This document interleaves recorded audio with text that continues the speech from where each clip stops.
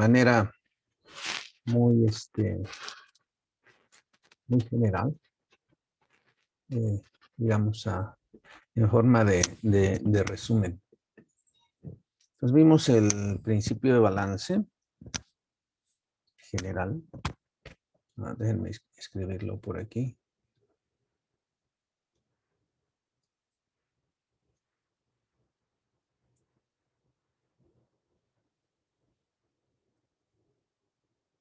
Y bueno, hay varias formas, pero el que vamos a usar nosotros es el que me dice, que me habla acerca del grado de cambio. Bueno, tenemos vamos a llamarle en general materia, a lo que le vamos a aplicar el balance, que pues puede ser, por ejemplo, masa, como lo hicimos con un fluido, por ejemplo. Puede ser energía. Ya lo aplicamos a la energía calorífica. Puede ser entropía. En sistemas termodinámicos. También se puede aplicar a poblaciones, etcétera, ¿no? En ecología, por ejemplo, etcétera. Entonces, bueno, tenemos un ente que se llama materia. Le vamos a llamar a esta materia M para denotarlo. Puede ser carga eléctrica también. Si quieren le podemos poner aquí carga eléctrica.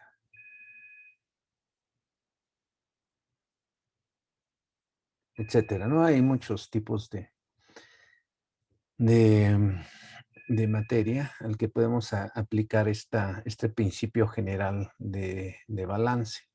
Entonces tenemos que el grado de cambio de esa materia es igual a el flujo más la generación o grado de generación. ¿Qué habla? ¿Quién? Tal de no sé dónde. ¿Me permiten un momentito? Tengo una llamada, voy a ver, ahorita lo voy a despachar rápido.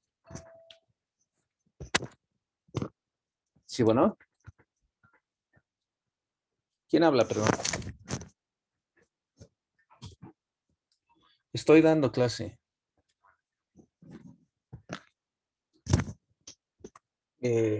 Por favor. Hasta luego.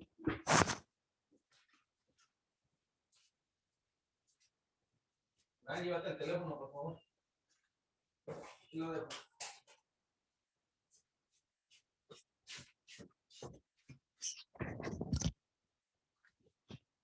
Bueno, continuamos. Entonces, bueno, el flujo a su vez dijimos que era entrada menos salida.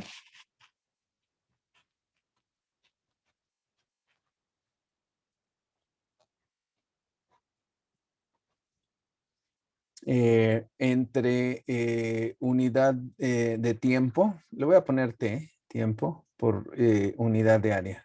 Pero bueno, estos indican unidad de tiempo y área. Entonces, esquemáticamente, pues tenemos una área, vamos a poner aquí, esta es la dirección normal del área. Claro, esta área pertenece a un volumen, esta es la normal exterior, ¿verdad? Entonces, bueno, se refiere a que el flujo atraviesa esa área en alguna dirección, ¿ok? Bueno, entonces, ese es el principio general de balance. Entonces, esta materia que tenemos aquí, si tenemos queremos hacer déjenme ponerlo, bueno, déjenme agrandar esto, a ver si puedo, para ocupar este espacio y no cambiar de hoja. Entonces, podemos a partir de eso establecer pues un principio de conservación.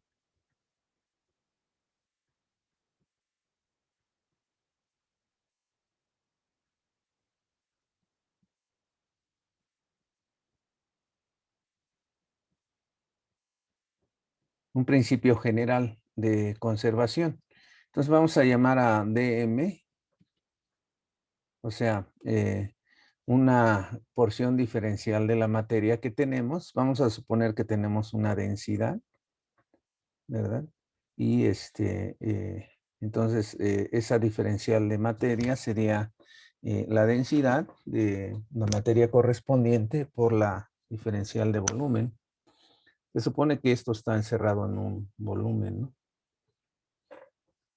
Entonces, bueno, el principio de conservación me dice que la masa total, el grado de cambio de la masa total dentro de la región B debe de ser igual al flujo más el grado de generación. Entonces, el grado de cambio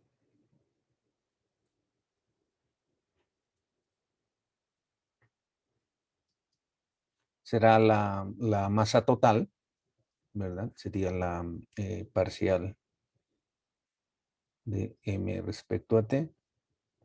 ¿Por qué le pongo parcial? Pues porque la masa o esta materia puede depender de no solamente del tiempo en el que estemos, sino también de la posición.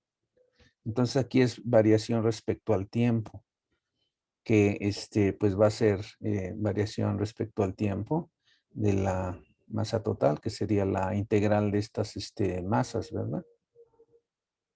Diferenciales. Entonces tendríamos esta diferencial de rho dB. Ese es el grado de cambio. Y bueno, pues el flujo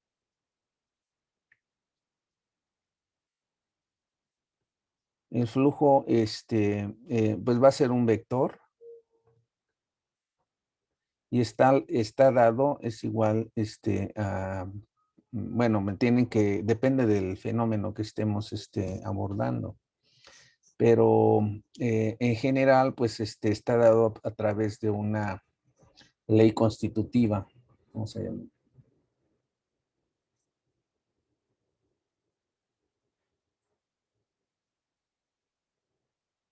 Esa ley constitutiva, por ejemplo, en el caso de fluidos, tendríamos densidad por velocidad.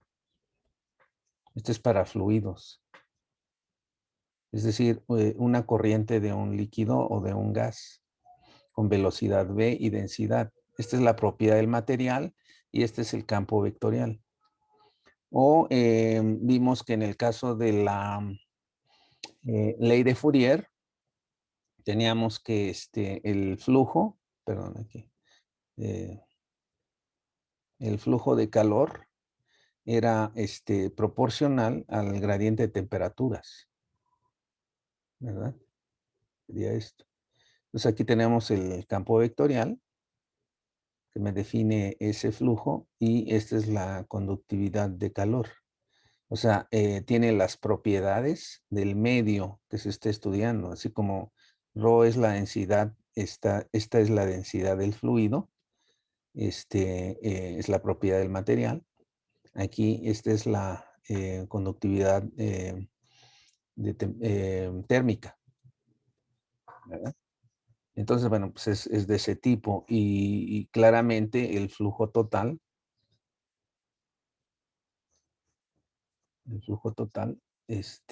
pues sería integrar esta cantidad sobre la frontera del volumen B. Entonces sería, híjole, ya no me ocupo. Entonces voy a tener que irme a otra página. Entonces, bueno, pues el flujo total sería la integral sobre la frontera. Esta S es la frontera, le vamos a poner así, frontera de B. frontera de la región.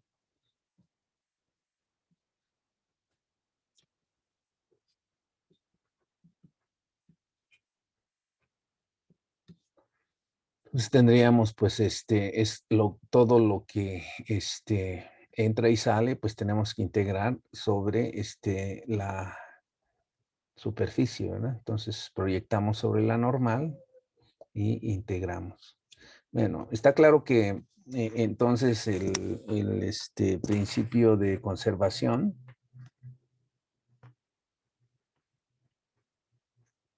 vamos a suponer que el grado de generación es igual a 0. O sea, no tenemos fuentes, no hay fuentes ni sumideres.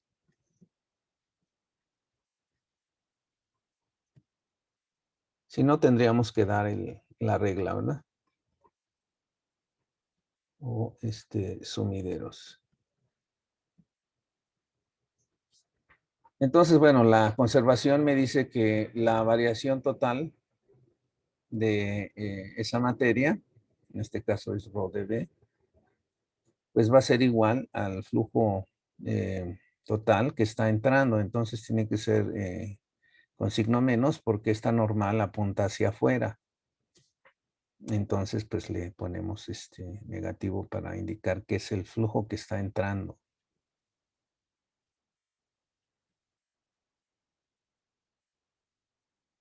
Bueno, este es el vector unitario realmente. Entonces lo ponemos así. Bueno, pues esta es una integral sobre B. En realidad, pues es, si estamos en R3, en el espacio tridimensional, pues esta es una integral de volumen.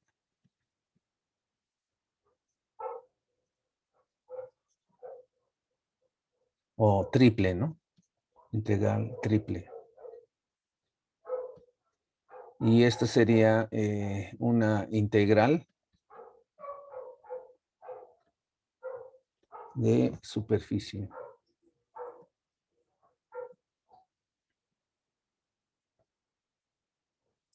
O es una integral doble. Y bueno, sabemos que se puede convertir en una integral de volumen a través del teorema de la divergencia. O sea, el teorema de Gauss.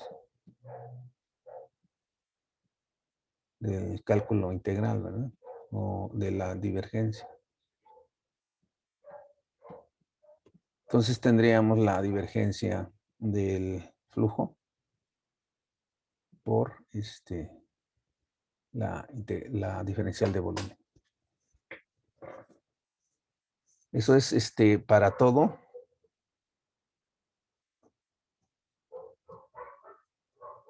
Para toda región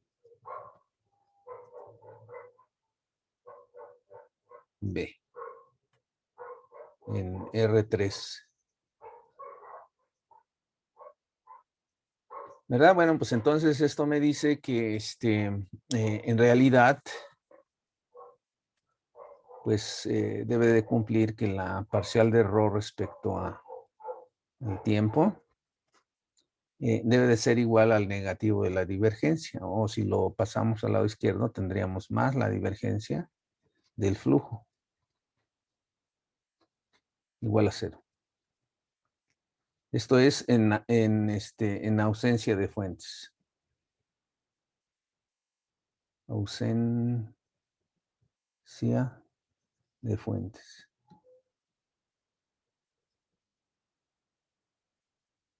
Claro, si tuviéramos fuentes, esas fuentes irían aquí, ¿verdad? En el lado derecho, porque pertenecen a la parte derecha. Entonces, bueno, pues esto se le llama precisamente la ecuación de continuidad.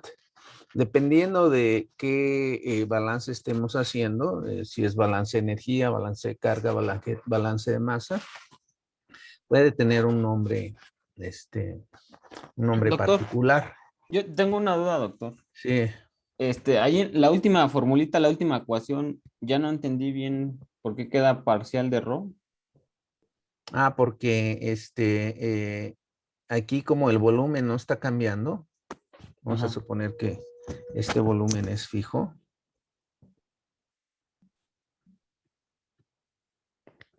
Es constante en esta operación, igual a superficie. Entonces, podemos intercambiar la integral con la diferenciación. Si este volumen cambiara con el tiempo, ya no se puede intercambiar automáticamente integración con diferenciación. ¿Ok? Entonces es una buena pregunta. Ok. Sí, Bueno, sí, sí. estamos suponiendo que aquí es fijo, escogemos un elemento de volumen, así se llama. Lo Sí, mantenemos fijo y hacemos el análisis. claro. Sí, ya me queda Ujú. claro, doctor. Sí, Bueno, gracias. entonces, por esa razón, pues, intercambiamos y ya, como las dos integrales son iguales en cualquier volumen fijo, entonces, pues, esta relación se debe cumplir puntualmente, Sí, claro. ¿verdad? Es Sí, para doctor. cada punto en el espacio y para cada tiempo. Aquí estamos suponiendo que ρ, pues, puede depender de la posición y puede depender del tiempo.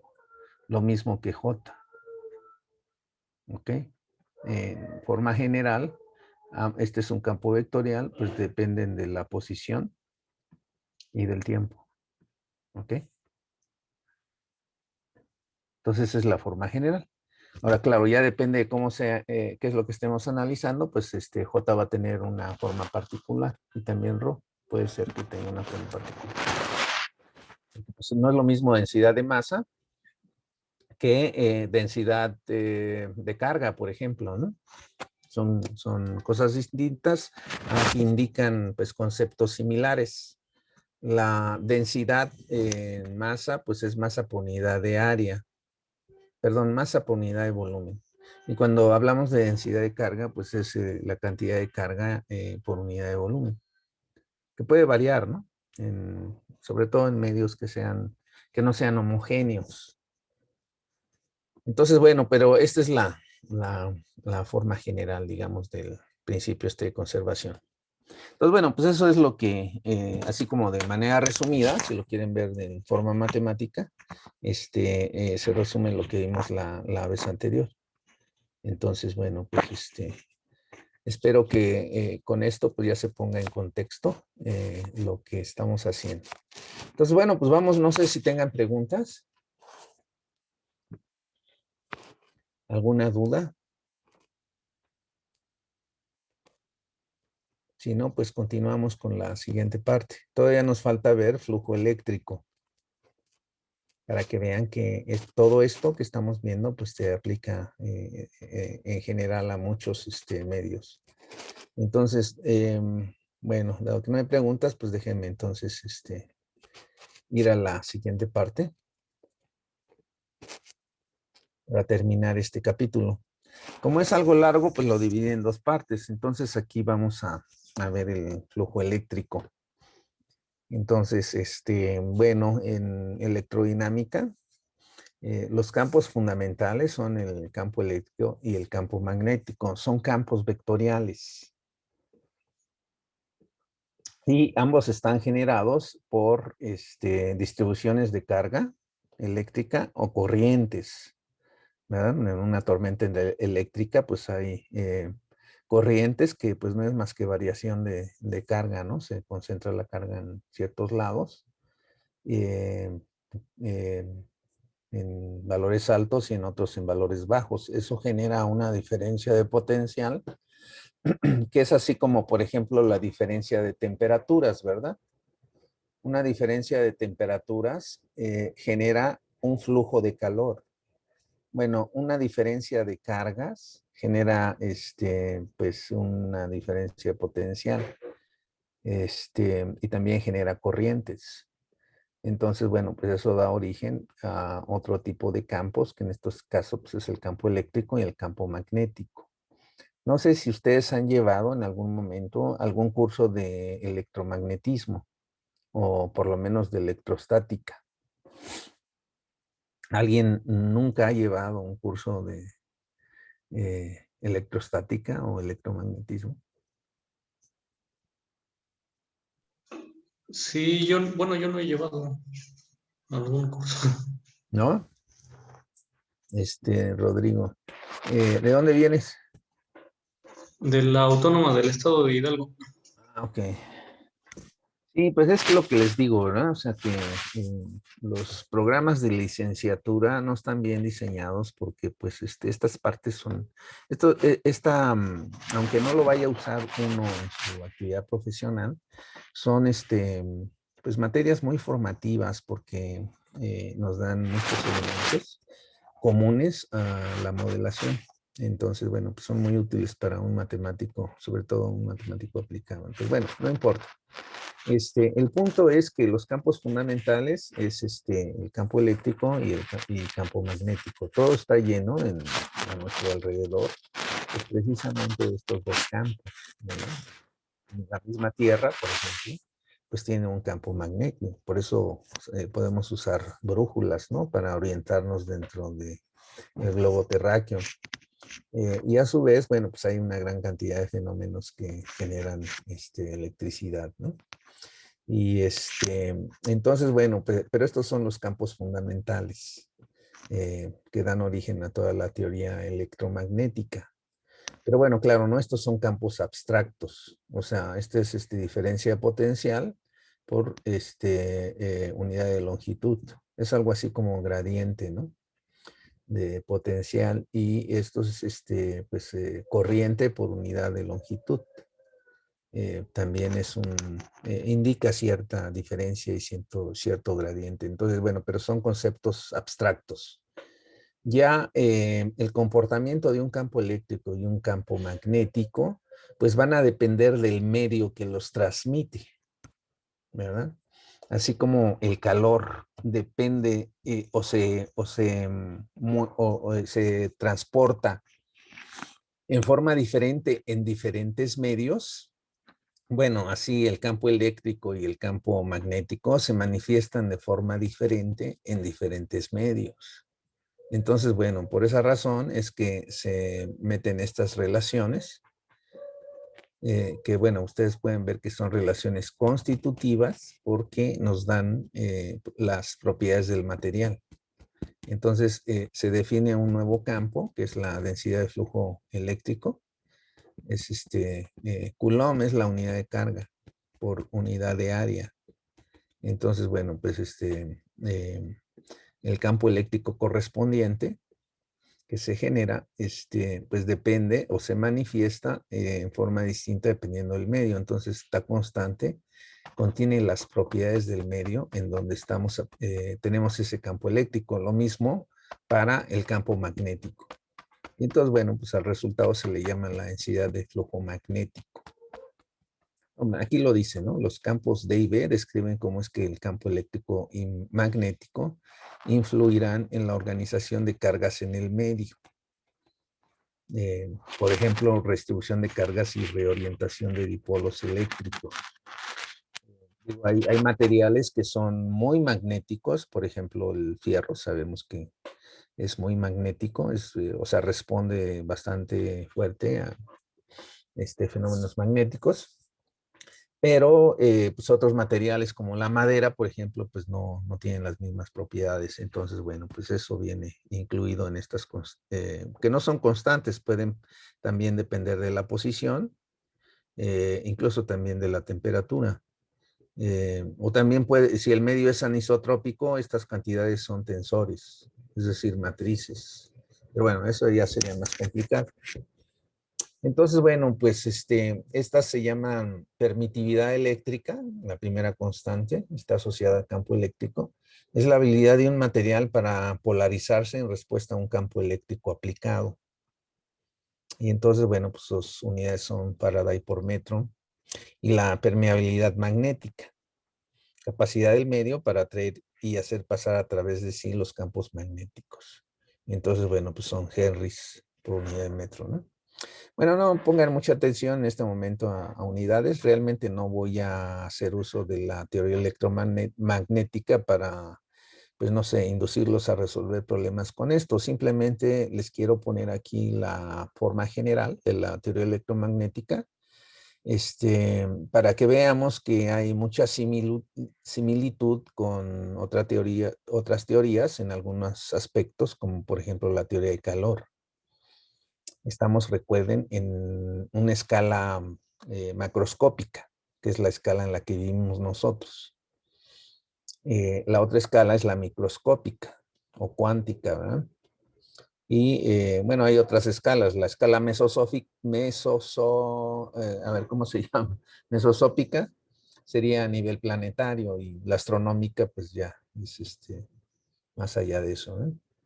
Entonces, en medios homogéneos e isotrópicos, estas constantes son constantes, es decir, si tenemos fierro puro, no sé, una barra de fierro puro, pues entonces eso quiere decir que la permitividad eléctrica es la misma en todos lados de ese material. Y lo mismo la permeabilidad magnética, ¿verdad? Son características del medio. Bueno, el científico más importante en la teoría electromagnética es Maxwell, quien desde mi punto de vista pues no ha sido reconocido lo suficiente como sí lo ha sido Newton y Einstein, pero muchos opinan, entre ellos yo, que Maxwell está al mismo nivel que Newton y Einstein. Incluso Einstein reconoce en algún momento que Maxwell fue un científico muy profundo y provechoso, ¿no? El físico más famoso o matemático desde los tiempos de Newton, ¿no? Entonces, bueno, pues el mérito de él es que estableció lo que se llama la teoría electromagnética a través de 4 ecuaciones que se llaman las ecuaciones de Maxwell, que son sorprendentemente sencillas, bueno, no son complicadas, pues, y resumen todo lo que ocurre en la naturaleza desde el punto de vista eléctrico y magnético. Y además demostró que no solamente eso, sino que la electricidad y el magnetismo, o sea, el electromagnetismo y la luz son manifestaciones del mismo fenómeno. Es decir, la luz es un fenómeno también electromagnético, tienen propiedades similares. Entonces, bueno, pues también se puede estudiar desde esa perspectiva. Entonces, bueno, pues sin la construcción que hizo Maxwell, Einstein no podría haber hecho su relatividad, teoría de la relatividad, y tampoco pues se podría haber desarrollado la mecánica cuántica. En fin, su trabajo es importantísimo.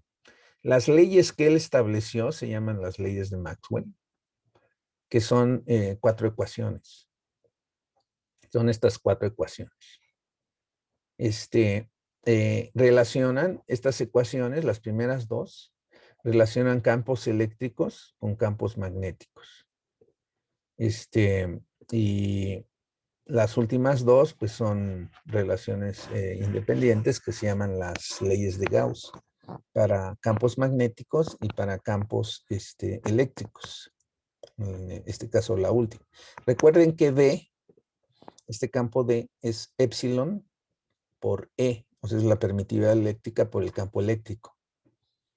Entonces, la ley de Gauss me dice que la divergencia del campo eléctrico es igual a la densidad total de carga que hay en un medio.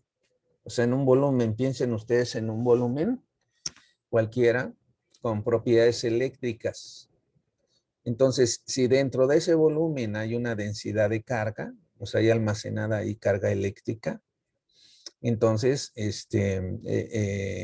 esa densidad total va a ser igual a la divergencia del campo eléctrico. Claro, multiplicado por la permitividad, ¿verdad? Porque dijimos que D es igual a epsilon por E. Y bueno, se cumple una propiedad similar para el campo magnético. Pero en este caso, la divergencia de un campo magnético, suponiendo que la permeabilidad, o sea que el medio es homogéneo, que la permeabilidad es constante, entonces tiene divergencia cero, o sea, es un campo solenoidal. Y las otras 2, pues relacionan, las otras 2 relacionan el campo eléctrico con campo magnético, En el caso en que haya variación de estos campos respecto al tiempo. Entonces, a la primera se le llama la ley de Faraday, aunque esta no es la forma en cómo se conoció históricamente la ley de Faraday. Pues se puede expresar en forma integral. Si uno integra esta ecuación 1 sobre una superficie, sea abierta o cerrada, entonces recuerden que la integral del rotacional sobre una superficie es equivalente a la integral de línea sobre la frontera de esa superficie. Bueno, si hacemos esa integral de esta ecuación 1, pues vamos a obtener lo que comúnmente se llama la ley de Faraday. Y lo mismo para la ley de Ampère, en donde J es la densidad de corriente, aquí en la ley de Ampère. La ley de Ampère tiene que ver con corrientes. Y las corrientes pues generan o inducen campos magnéticos. ¿Ok? También lo que me está diciendo esto es que la variación de campo eléctrico con el tiempo también genera precisamente densidades de corriente. ¿Ok? Por el contrario, la ley de Faraday me está diciendo que la variación del campo eléctrico, en este caso, bueno, a ver, no, este es magnético, perdón, no induce densidad de corriente. Y bueno, pues en ese caso, en un caso estacionario, la densidad de corriente va a ser 0 y por lo tanto el rotacional es 0. Por lo tanto, este campo, en un caso estacionario, el campo eléctrico va a ser un campo potencial. No sé si se acuerden ustedes del cálculo multidimensional, que un campo que es irrotacional es un campo gradiente. O sea, el rotacional de un gradiente siempre es 0. ¿Sí se acuerdan de esa propiedad?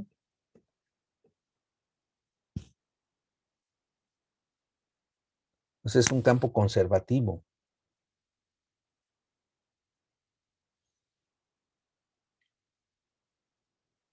¿O no se acuerdan? Bueno, miren, no importa, digo, por ejemplo, Rodrigo que no llevó electromagnetismo, sí puede revisar cálculo de varias variables y ver cómo se define un campo conservativo. Es aquel campo cuyo claro, si el campo es continuo, su rotacional va a ser 0. ¿Ok? Bueno, entonces, bueno, lo importante aquí, yo no estoy esperando que ustedes dominen las ecuaciones de Maxwell. Yo no lo hago, no las he utilizado así para, excepto cuando hay algún problema ahí que incluye cargas eléctricas o corrientes. Entonces, bueno, pues usa las leyes de Maxwell, pero en forma simplificada. Pero bueno, no es mi intención que ustedes la aprendan todo esto. Entonces, bueno, aquí Rho es la densidad volumétrica de carga eléctrica, o sea, es densidad de carga. Es cantidad de carga por unidad de volumen. Y J es la densidad de corriente. Por supuesto, J es un flujo, ¿verdad? Bueno, aquí debería aquí poner la J. Bueno, sí, aquí está en el dibujo, ¿no? Es la J esta.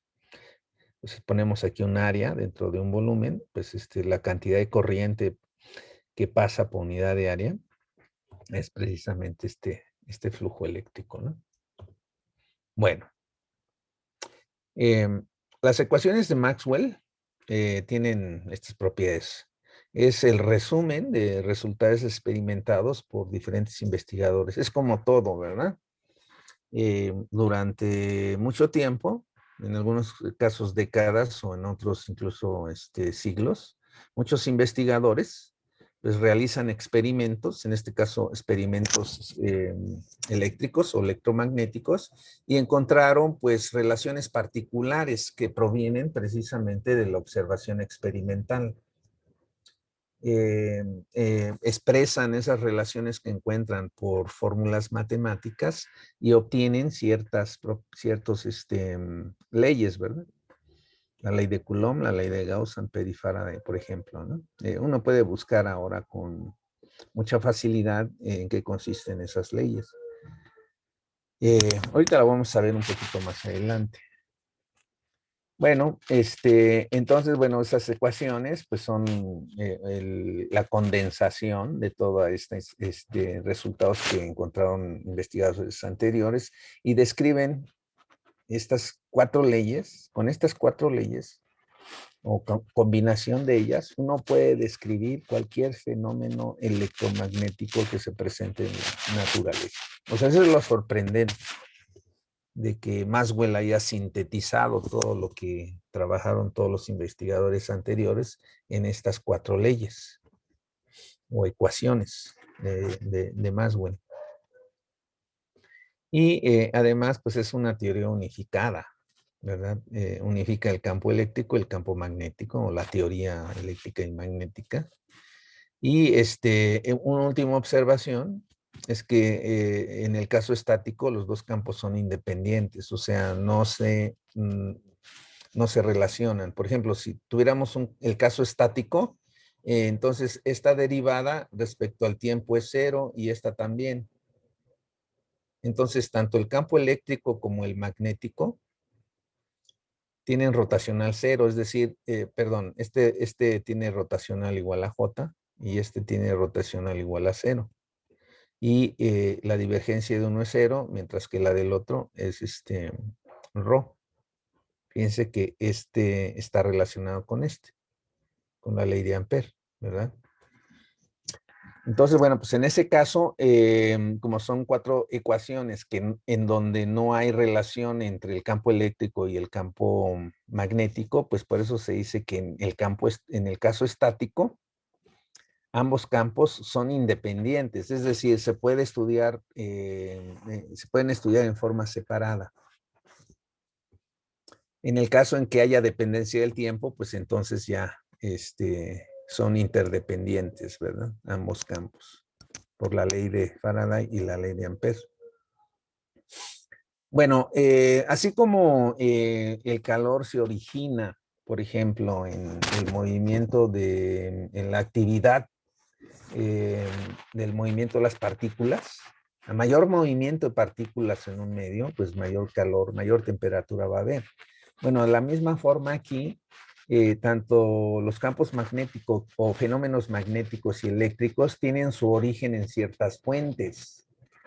Esas fuentes, pues, son las que estamos viendo en las ecuaciones de Maxwell.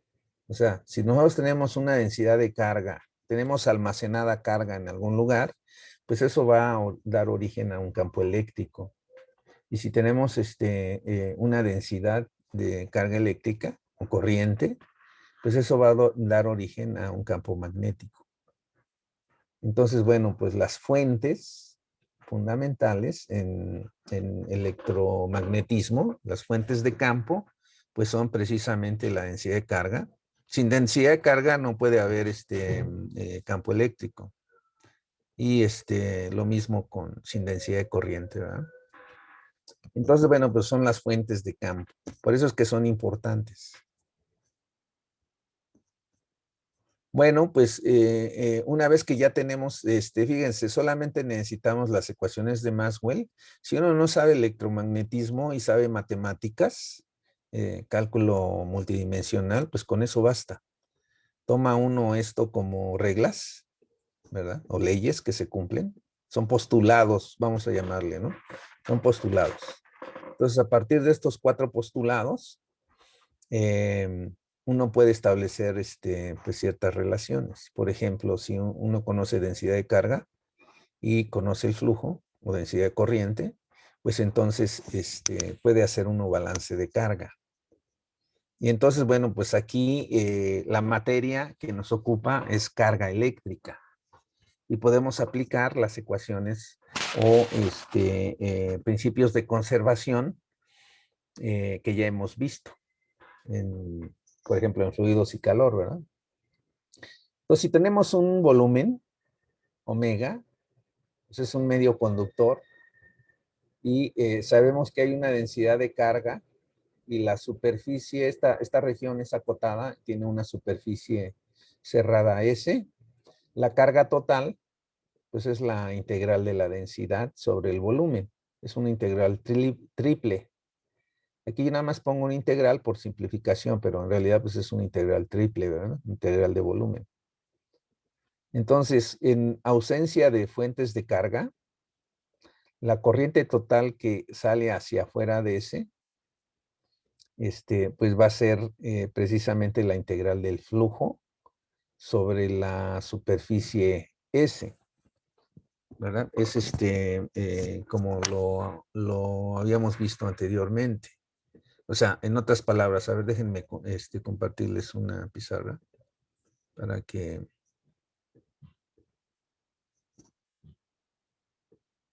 se entienda aquí qué es lo que se quiere hacer.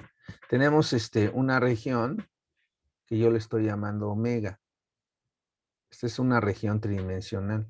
Le voy a poner aquí así un gatito para que se vea que es una región tridimensional.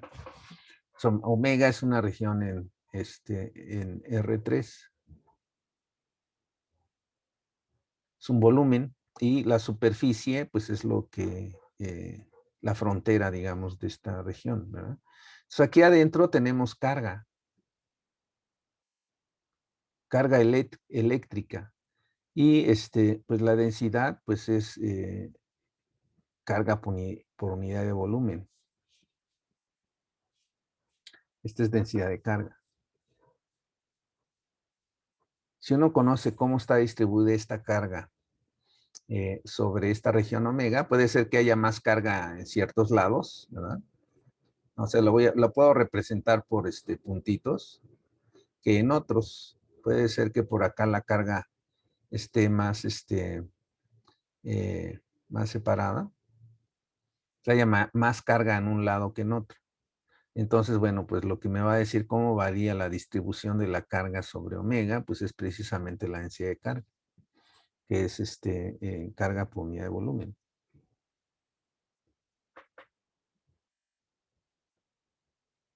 ¿Verdad? Entonces, la carga total, o la variación total, aquí este es el material, ¿no? Es el material. Ahora en este caso es carga eléctrica.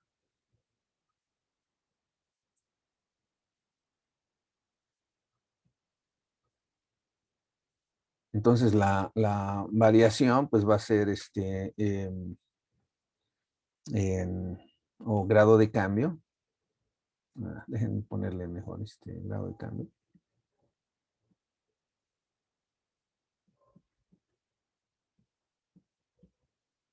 Pues es la carga total. Primero calculo la carga total sobre omega. A ver, dígame cuál es la carga total. Y luego le aplico la variación respecto al tiempo para obtener el grado de cambio. Díganme qué va aquí adentro. Ahí sería Rho por D. Exactamente. Eso sería la carga total.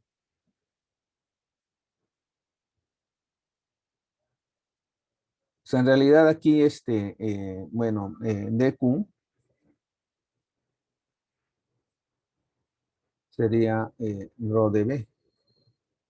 Este es diferencial de carga. Suponiendo que es continuo. Fíjese que todo lo que hemos hecho, se supone que las cantidades son continuas, es decir, la carga es una función de la posición y la densidad también, aparte de ser función del tiempo, pero son funciones continuas. Por eso es que a todo esto se le llama física del medio continuo. No es lo mismo que la física o matemática, si quieren. bueno, vamos a ponerle mejor así física, o modelos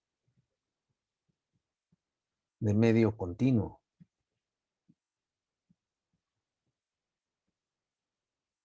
Porque estamos suponiendo que las cantidades no son discretas, ¿verdad? Sino que son cantidades que llenan todo el espacio o toda la región en la que estamos interesados, que en este caso es omega. Entonces, bueno, pues este es el grado de cambio. ¿Y cuál es el flujo? El flujo total sobre la superficie S, pues va a ser la integral sobre S, que es la frontera de la región, omega, de pues del vector de flujo, en la dirección normal. Entonces tenemos que sacar la proyección de este vector sobre la normal en cada punto diferencial de ese, ¿verdad? Y bueno, pues luego ya aplicamos el teorema de Gauss y pues aquí la podemos convertir en una integral de volumen de la divergencia de J de B. Le ponemos con menos S para decir que entra. O sea, entrante. Porque está normal. Estas normales en cualquier posición, pues apuntan hacia afuera. Esa es una regla en ciencia y en cálculo multidimensional. Por la regla de la mano derecha, ¿verdad? Entonces, la normal apunta hacia afuera, pues si no le ponemos el menos, entonces vamos a calcular el flujo que sale. Y nosotros queremos el flujo que entra. Para que eso sea igual a cambio total en este caso de la carga dentro de la región. Entonces, bueno, pues dejando volviendo a la presentación, pues eso es lo que estamos haciendo aquí. Miren, aquí tengo claro, ¿no? Intercambio la derivada con la integral, la carga total. La carga total es esta, ¿verdad? Y este es el flujo total. Como ustedes pueden ver aquí, eso me da una corriente eléctrica, ¿verdad? Aquí yo estoy poniendo que es igual a la razón de disminución, lo estoy poniendo al revés, le estoy poniendo el menos a la variación total y más al flujo, ¿no? Se supone uno que sale. Sí, o sea, si sale flujo, entonces la cantidad que hay dentro del volumen, que en este caso es carga, si sale flujo, entonces quiere decir que la carga disminuye. Entonces, por eso se le pone menos aquí. Entonces, se puede hacer el balance de las dos formas. A final de cuentas, da lo mismo. Y entonces vamos a tener que esto se cumple, ¿verdad?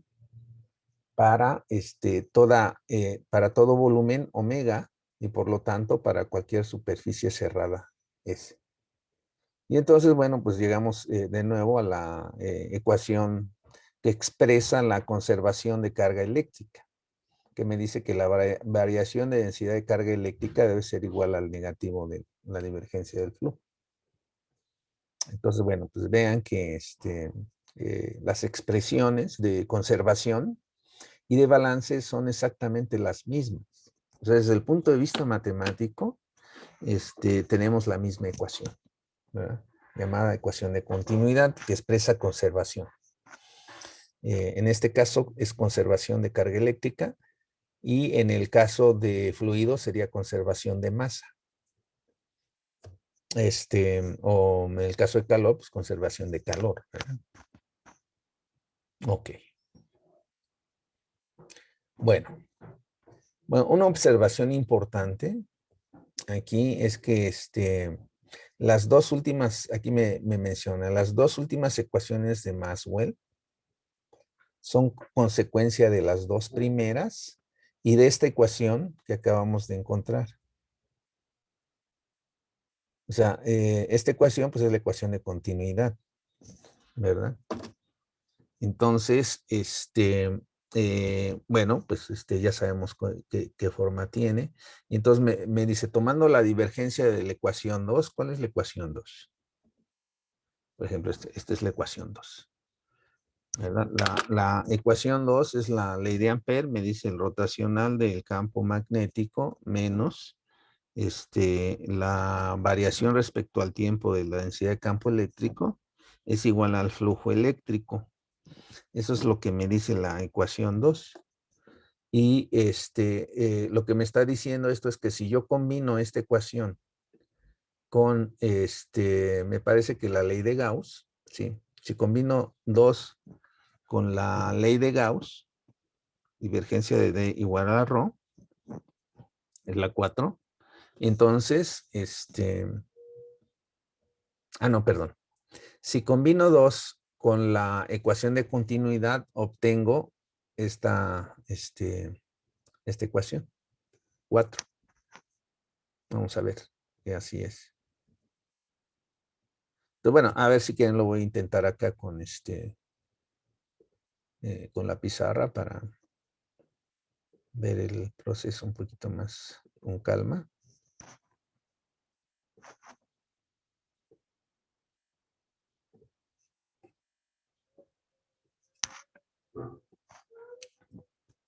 Bueno, ¿qué me dicen? Combina la ecuación 2. Déjenme mover las barras aquí porque me están estorbando. Se combina la ecuación 2 de las ecuaciones de Maxwell, el rotacional del campo magnético menos la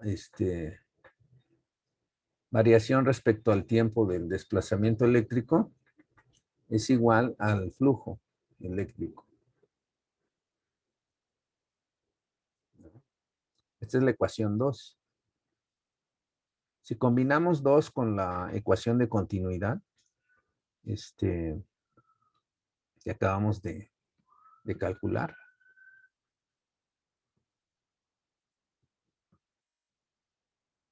la ecuación de continuidad que acabamos de encontrar me dice que la variación de la densidad eléctrica más la divergencia de J es igual a 0.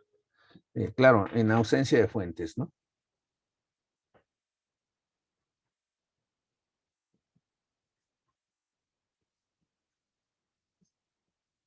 O sumideros. Entonces, bueno, pues ambas, estas dos ecuaciones implican la ley de Gauss, me está diciendo. Pues bueno, pues vamos a ver que la divergencia de D es igual a J, ¿no? Perdón, igual a ρ.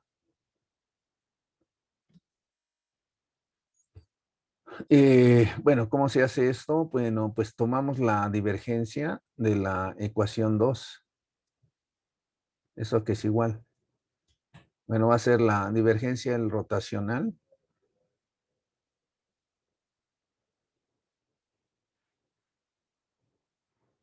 menos la divergencia de la variación del desplazamiento eléctrico es igual a la divergencia de J.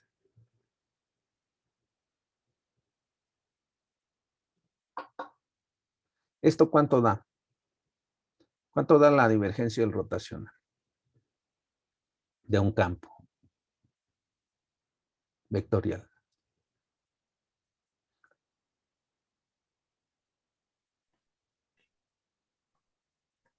Cuando es conservativo debe dar 0, doctor. Sí. Bueno, no. Basta con que basta con que el campo eléctrico sea continuo y tenga derivadas parciales continuas. Esto va a ser siempre 0 bajo esas condiciones. Lo que pasa es que estás confundiendo, yo creo, con esto. Si el rotacional fuera 0, el vector 0, entonces esto sí implica que H es un campo conservativo. Es el gradiente de otro campo escalar. Ah, exacto. Sí, sí, sí. ¿Sí? Aquí es otra cosa, tienes un rotacional, si le sacas la divergencia siempre te va a dar 0, siempre y cuando las derivadas sean continuas. Es decir, puedas intercambiar derivadas de segundo orden. Por eso se pide eso. Entonces esto da 0. Así que pues vamos a tener esta relación, ¿verdad? Entonces esto implica entonces que la divergencia, bueno, yo creo que sí, menos la divergencia parcial de D respecto a T sea igual a la divergencia de J. Pero la divergencia de J por la ecuación de continuidad, por la, le vamos a llamar así, ecuación de continuidad. Ecuación de continuidad es esta. Esto igual a menos el gradiente de ρ respecto a T. Entonces, bueno, pues esto me está diciendo que aquí puedo intercambiar si todo es continuo, puedo intercambiar las derivadas espaciales que contiene el gradiente con la derivada respecto al tiempo. ¿Verdad? Entonces, lo que tengo finalmente, pues es que divergencia de D no es igual a ρ, ¿verdad? Sino más bien la divergencia de D menos ρ es constante. Eso es lo que me dice esto. Ok.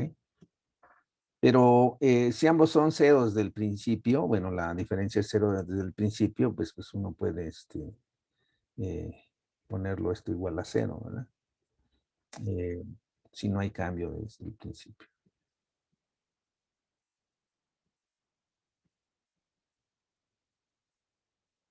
Son como condiciones iniciales, ¿no? Si inicialmente no hay diferencia, pues nunca la va a haber.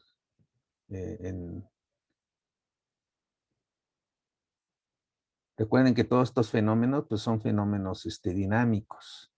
Interviene el tiempo. Entonces, si en un momento dado tenemos que la diferencia es 0, pues en todo momento posterior se va a mantener esa relación. Bueno, pues esta es precisamente la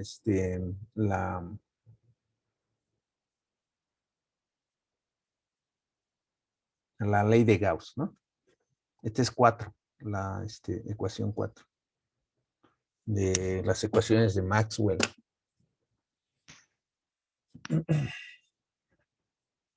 Entonces, como ven, todo esto es muy matemático. Es la ventaja que tenemos los matemáticos, ¿no? Que podemos entender todo este tipo de cosas dentro del concepto, dentro del pues el ámbito del cálculo multidimensional, ¿verdad? La ventaja que tienen los físicos es que para ellos todos los teoremas, el teorema Stokes, teorema de la divergencia, tienen una interpretación física. Y en ese sentido ellos tienen ventaja.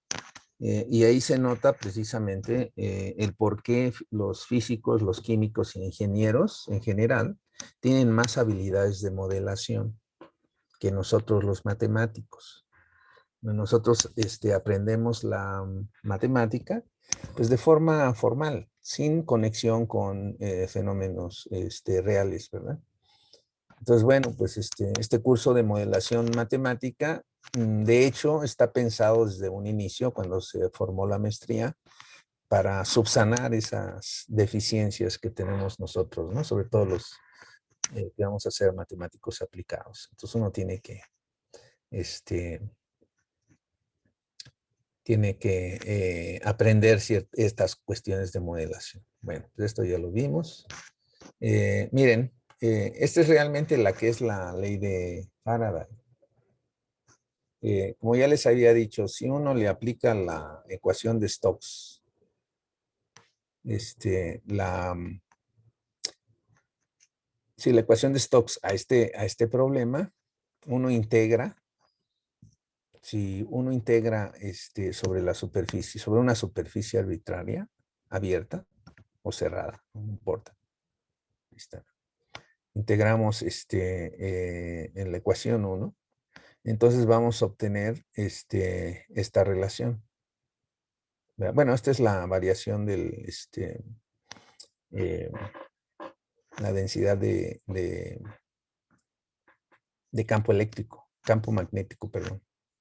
Y acá me va a dar, esta es la integral de rotacional. A ver, déjenme regresar para que vean. Si yo integro esto sobre una superficie, me va a dar que esto es igual a la integral de línea sobre la frontera de esa superficie.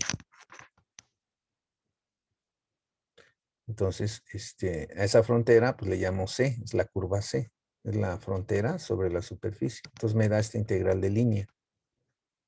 ¿Ok? Y va a ser igual a la integral sobre la superficie de el campo magnético. Y bueno, eso va a ser 0. Entonces, bueno, pues la integral de línea aquí va a ser igual al negativo de la integral de superficie de esta derivada. Eso es lo que tenemos aquí. Integral de superficie en la derivada. Cuando se integra sobre una superficie, primero se tiene que proyectar lo que se está integrando, es un campo vectorial, en la dirección normal. ¿Ok? Entonces, bueno, pues aquí se intercambia simplemente la integral con la derivada de nuevo. Y obtenemos esta relación. Esto es igual a esto. O sea, una integral de frontera, en este caso de línea, es igual a una integral de superficie, en esta forma. Y entonces, bueno, en palabras, lo que significa esta ecuación, pues es lo que me dice aquí la ley de inducción de Faraday. Me dice, la razón de decrecimiento con respecto al tiempo es esto. Del flujo magnético, si ustedes ven, esto es un flujo. ¿Por qué? Pues porque es un campo vectorial, es la integral de un campo vectorial saliendo de una superficie. ¿Verdad? Entonces este es un flujo, es el flujo magnético, porque B es pues el mu por H, ¿verdad? Entonces, bueno, pues la razón de decrecimiento de ese flujo que sale de esta superficie, S, es igual a la circulación de la intensidad eléctrica E sobre la curva frontera C. Es esto. Esto es una corriente. Entonces, bueno, pues eso es lo que, si nosotros ponemos una corriente aquí en este tubo, así, y lo movemos sobre o pasamos un campo magnético, se genera una corriente. Entonces, eso se puede hacer moviendo un cable pasando sobre un imán. Entonces, si uno tiene un imán, con ese imán uno puede generar una corriente eléctrica.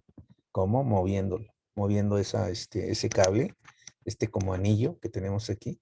Si lo movemos en este imán, generamos un campo eléctrico. ¿Ok? Y por lo tanto una circulación. Esa es la ley de Faraday. Así es como se conoció en un inicio. No se conoció en forma integral, sino más bien en forma experimental. Y bueno, lo mismo ocurre con la ley de Ampère. La ley de Ampère es la segunda ecuación. Es esta.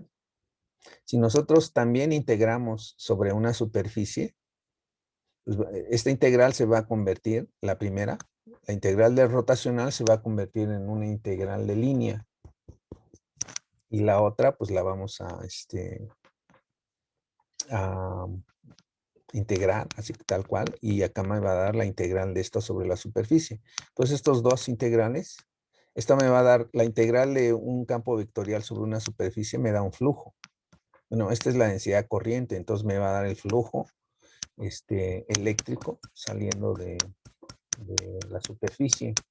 Y esto me va a dar la variación de otro flujo, que es el flujo de densidad de campo eléctrico. Entonces, bueno, si hacemos eso, entonces el primero, el rotacional de H, su integral me da esta integral de línea con el teorema de Stokes. en el lado derecho tenemos la integral sobre la superficie de la derivada de desplazamiento eléctrico con respecto al tiempo, más la integral de la densidad de eléctrica, ¿verdad? Entonces, este es un flujo y esta es la variación de un flujo si hacemos el intercambio, ¿verdad? De la derivada con la integral. Entonces, son dos flujos, de hecho. Bueno, es un flujo más la variación de otro flujo. Entonces, bueno, pues si se supone que el campo es estacionario, entonces esta derivada es cero. Y por lo tanto, vamos a obtener esta ecuación que me da como resultado la ley de Ampère. Dice, la corriente de conducción abrazada por un circuito es esta. Un circuito, pues es una curva cerrada. Es igual a la circulación de intensidad magnética respecto a la curva frontera. Entonces, bueno, pues aquí se muestra este ejemplo en donde pues tenemos una corriente sobre este alambre. Entonces, esa corriente al pasar sobre un alambre genera alrededor un campo magnético que tiene una circulación pues igual a la intensidad de corriente. Es decir, entre más corriente pase por este conductor en cualquier dirección, la intensidad del campo eléctrico que se está generando va a ser mayor. Esa es la ley de Faraday. Esta propiedad la encontró Ampère, perdón, la encontró Ampère experimentalmente. O sea, haciendo experimentos con imanes y con corrientes eléctricas.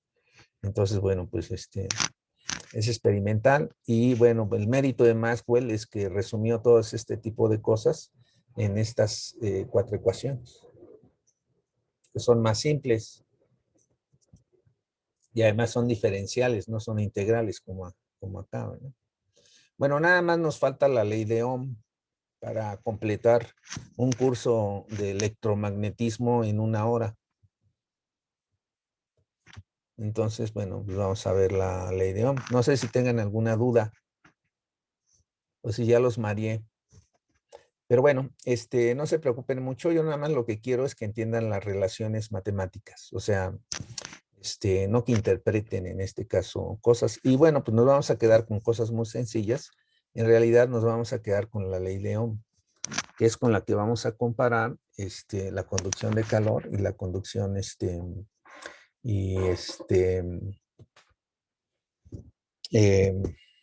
fenómenos de flujos, ¿verdad?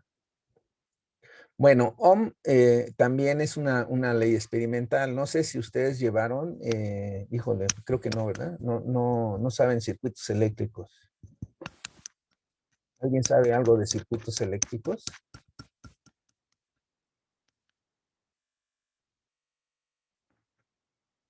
¿Se acuerdan de las leyes de Kirchhoff? ¿O no lo vieron nunca? No, nuevamente no, doctor. Híjole, no, pues es que ahora como que la educación ya cada vez estamos decreciendo.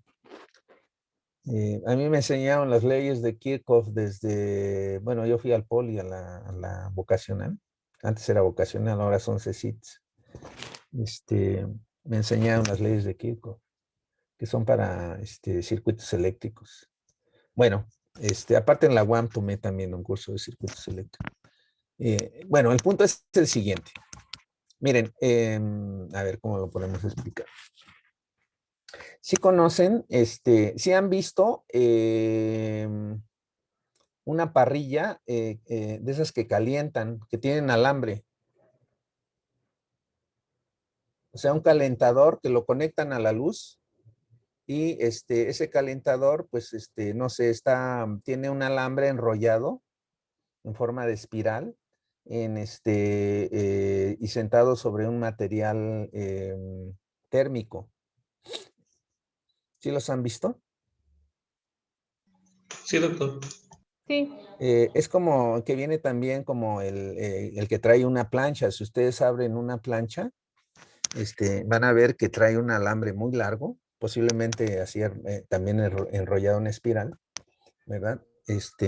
Entonces, cuando eso es precisamente para generar calor. Bueno, ahí se da una relación, aunque ahí hay variación de temperatura y la ley de Ohm supone que la temperatura es constante.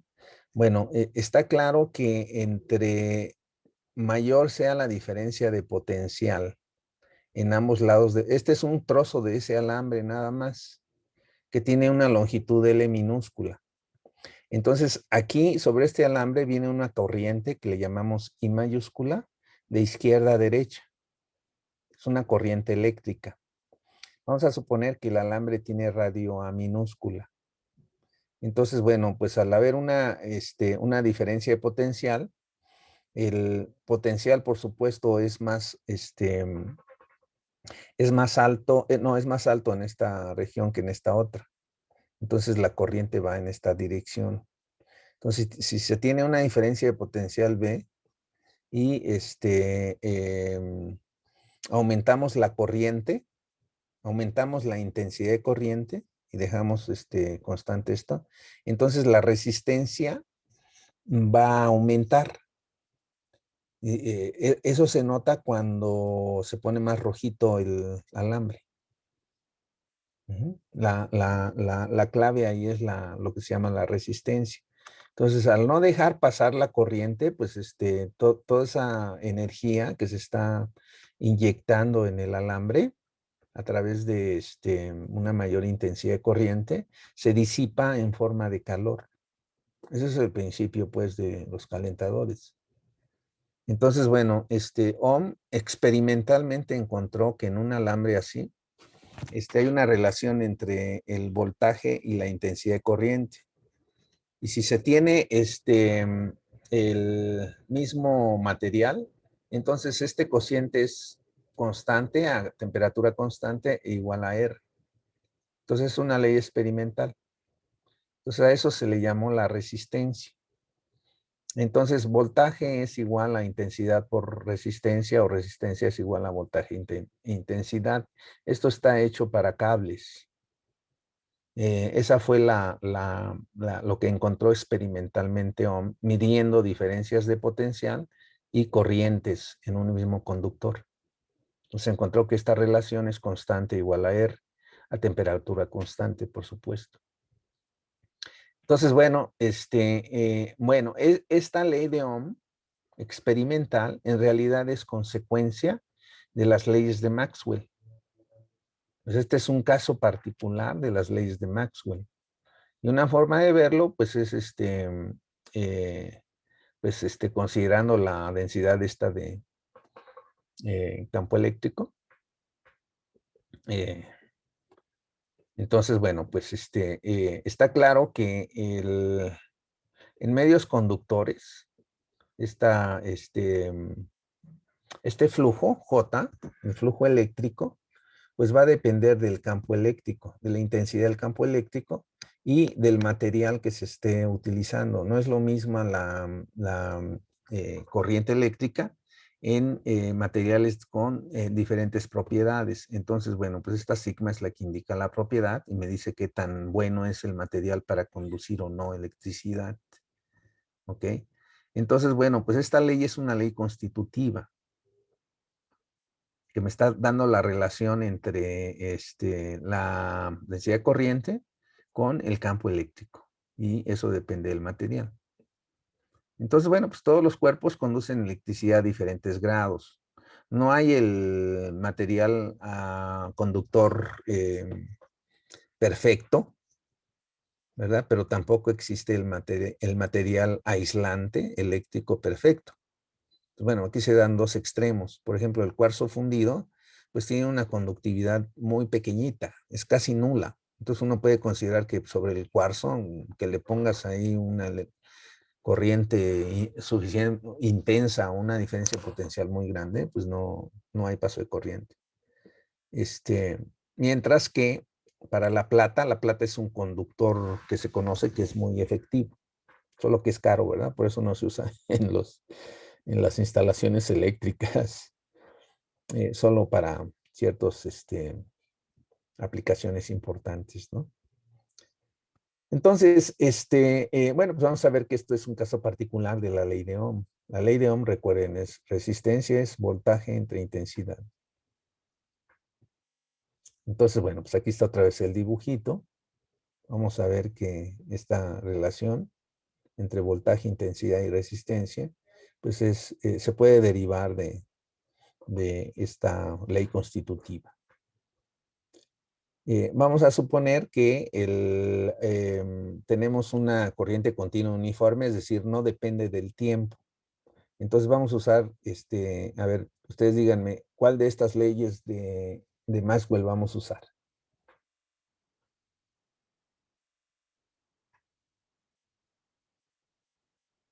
Quiero ver si me van siguiendo. A ver, les regreso acá donde lo queremos, ¿qué queremos relacionar? Queremos relacionar la densidad de corriente con la ley de Ohm. Y entonces estamos diciendo, ok, vamos a suponer que la corriente es continua uniforme, es decir, esta variación de campo magnético no existe, es cero. Entonces, a partir de ¿cuál de las leyes de Maxwell vamos a partir? De la 1, doctor. Bueno, entonces, a ver, vamos a ver. Bueno, si partimos de la 1, entonces este término parcial de B respecto a T es 0. Estamos suponiendo que eso es 0. Si esto es 0, entonces tenemos que el rotacional de E es igual a 0. ¿Eso qué implica? Ahora sí implica lo que dijeron hace rato. ¿Qué dijeron hace rato? No me acuerdo si fue Casimiro o alguien más. Sí, sí fui yo, doctor. Era la divergencia del rotacional, era igual a 0. Sí, pero aquí no tenemos divergencia. Ah, no, bueno, hace rato dije eso. Si el rotacional de un campo es igual a 0, entonces el campo es Conservativo. conservativo. Eso quiere decir que el campo eléctrico es el gradiente de otra cantidad, de un campo escalar. Entonces, bueno, regresando acá, como esto es igual a 0, entonces el campo eléctrico es el gradiente de un campo escalar. Bueno, ese campo escalar se le llama el potencial eléctrico. ¿Ok? Entonces, esta ecuación 9 es consecuencia de la ecuación 1 de Maxwell, con esta suposición. Entonces, bueno, y entonces como J es igual a sigma por E, entonces J va a ser igual a, sustituyendo E, esta E acá arriba, pues lo que me va a quedar es menos sigma gradiente de phi. Entonces, la densidad de corriente, me está diciendo, es proporcional al gradiente del potencial. Si nosotros estamos en un medio con un alambre, este se puede considerar como un objeto unidimensional, ¿verdad? Vamos a suponer que el alambre es homogéneo y es muy delgadito. Entre más delgadito, mejor. Entonces, bueno, pues este gradiente pues se puede ver como una derivada con respecto a X, acá arriba. ¿Ok? De esta cantidad escalar que es el potencial. Y entonces, bueno, pues bueno, resulta que esto es la intensidad entre el área. Y entonces, pues aproximando esta parcial de phi respecto a X, pues vamos a tener phi 2 menos phi 1 entre L. Aquí ya la pasé para el lado derecho, pero esta L se puede poner aquí dividiendo, entonces tengo menos phi parcial de phi respecto a X, es I entre A. Y entonces, bueno, pues esta cantidad que tengo aquí es precisamente la diferencia potencial. Y lo que hay del lado derecho, pues es la intensidad, es esta ahí, entre esta cantidad, que es la resistencia. Lo que me está diciendo es que la resistencia de este alambre para impedir la corriente va a depender de de 3 cosas. La intensidad de corriente. Entre mayor sea la intensidad de corriente, mayor va a ser la resistencia del alambre para permitir la conducción de corriente. Y entre menor sea el área, o sea, entre más delgadito sea el alambre, este es el área transversal, igual la resistencia va a aumentar. Por eso es que en las parrillas el alambrito es muy delgado para que produzca una mayor resistencia y por lo tanto mayor disipación de calor. Y recuerden que esto es la conductividad, ¿verdad? Entonces, bueno, pues en realidad, pues esto es lo que contiene las propiedades geométricas y también cualitativas del material, el alambre. Y entonces, bueno, pues se recobra la ecuación de Ohm. La ecuación de Ohm, entonces, esta ecuación de Ohm es un caso particular de esta ecuación y de la primera ecuación de Maxwell, cuando se aplica al caso particular de un alambre con longitud L y sección transversal A. Entonces, bueno, bueno, a reserva de que ustedes hagan los cálculos con calma, yo aquí lo que hago es presentarles una analogía entre la conducción de calor y la conducción eléctrica que acabamos de ver. Vean cómo la analogía pues es bastante remarcable. Por ejemplo, la conducción térmica se da por diferencias de temperatura. La conducción eléctrica se da por diferencias de potencial. Entonces, no sé, por eso cuando ustedes, por ejemplo, en su casa, hay un alambre que viene de pues no sé, donde viene la corriente, no sé si alguna vez han cambiado algún contacto o saben cómo está un contacto en su casa de estos de la luz. En cualquier registro, en donde haya una toma de corriente en casa, en cualquier registro, llegan 2 alambres a esa toma de corriente. Uno es le llaman positivo y otro negativo, ¿verdad? ¿Qué pasa si ustedes agarran, por ejemplo, el que le llaman el positivo y luego hacen tierra? Pues les va a dar un toquezazo marca diablo, ¿no? ¿Por qué? Pues porque esto viene con un potencial y si ustedes hacen tierra, pues es potencial cero prácticamente. Hay una diferencia potencial, se genera una corriente eléctrica y pues les da el golpe, ¿verdad? Entonces similar, la conducción térmica y la conducción eléctrica, aunque son fenómenos distintos, son similares. En material sobre el cual se da la conducción eléctrica, pues es esta permitividad. Y en el caso de térmico, pues es la constante esta de conducción de calor, ¿verdad? Y la conductancia, pues es la capacidad de un material para conducir electricidad y esto es para conducir calor. La resistencia, pues ya vimos así, aquí lo acabamos de ver, la resistencia es igual a esto. O sea, la resistencia a conducir electricidad de un alambre, pues viene dado por esta fórmula. Bueno, es similar a la resistencia de un material para conducir calor. Y la intensidad de corriente, pues viene dada por el potencial entre la resistencia, que es igual a esta cantidad. Y bueno, pues vean que estamos recobrando realmente a través del flujo finalmente, estamos recobrando la ley de Fourier. Esta es la ley de Fourier, ¿verdad? Y esta es la ley de Ohm. Me indica el flujo, ¿verdad? Esta es esta. Sigma por E, pero es el gradiente, entonces este es el flujo eléctrico o densidad de corriente, ¿no?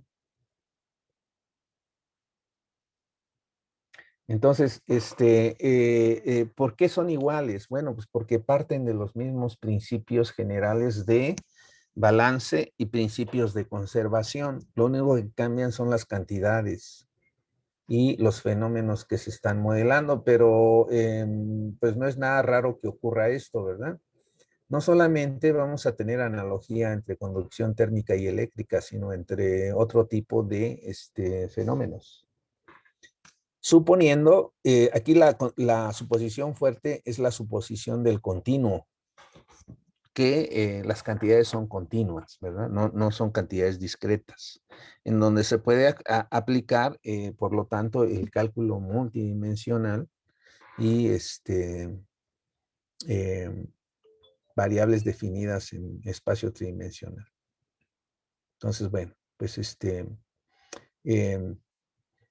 finalmente, pues les comento esta ley de Ohm, estas expresiones, pues son expresiones que se llaman ecuaciones constitutivas porque pues me están dando una relación entre un campo eléctrico y dependiendo de las propiedades que tenga el medio en donde ocurre ese fenómeno.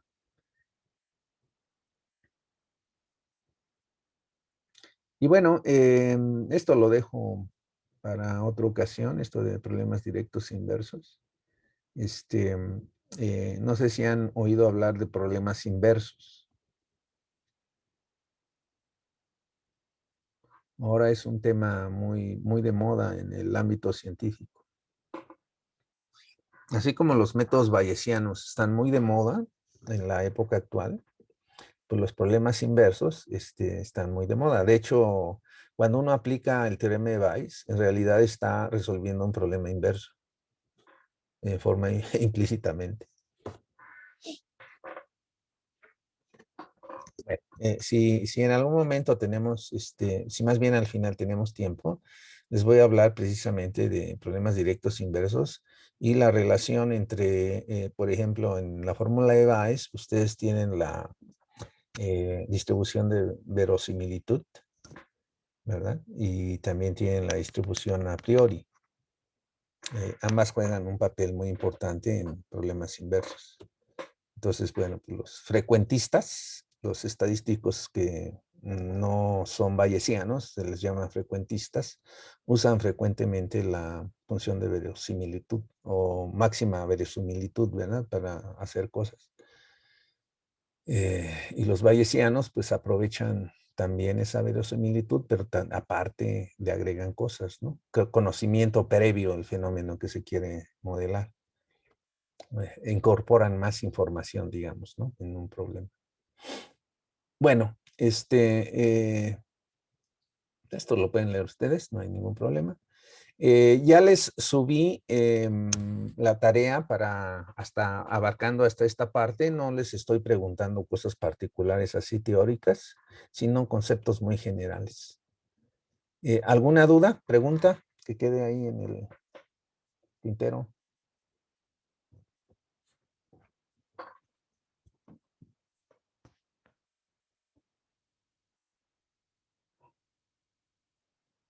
Duda, pregunta, comentario.